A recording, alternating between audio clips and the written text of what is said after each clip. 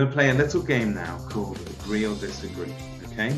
I give you a statement and you tell me whether you agree or disagree and why. Okay. Charlotte Jeffrey Campbell.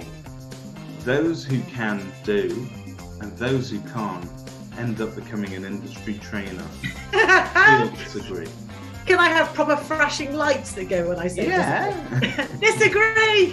When you talk about the criticism that trainers get, so a lot of people will say, you know, those who can do and those who can't end up teaching, or they'll say, well, the last time they were a lister was so long ago they don't remember what they're talking about.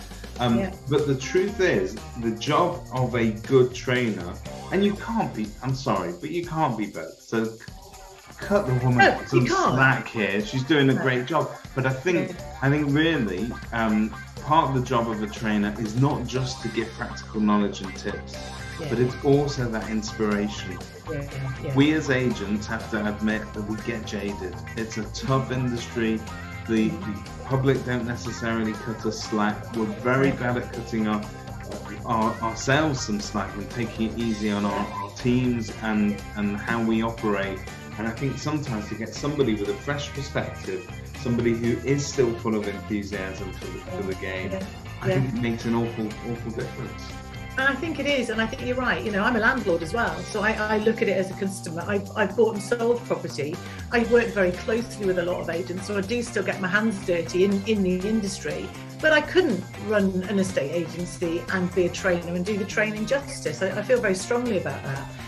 But that's not to say that I get feedback all the time. I will always ask people. For our listing course, I've got current listing experts to look at the course and give us feedback. So it's really important to me that we do stay current. But it's a full-time job being a good trainer. So I don't want to be a bad estate agent and a bad trainer. No, I bet it is. And if you look at the most successful sort of teams in the world, sporting-wise, it's always because they've got the best trainers. It's always because they've got a trainer that's going to push those people a little bit further. And 9 times out of 10, as business owners, as lovely as we are, and you can buy your team lunch and you can be there to listen to all their problems and support them, sometimes you're not necessarily going to get the best out of them, but bringing in somebody else who comes in really as an outsider, but a very sympathetic outsider, that makes all the difference. That's the point, because and I think as well, business owners aren't necessarily trained to train. You know, I didn't understand the complexity of training when I started. You know, I didn't understand learning styles. I didn't understand techniques in terms of engagement. I've learned so much of that. It's my job as a trainer in CPD is full time, because I have to keep up to date with the legal changes.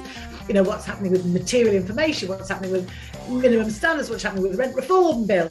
You know, techniques, styles, content, e-learning, you name it. You know, it's we're very passionate about what we do as a team, and I hope that comes across in our content, basically.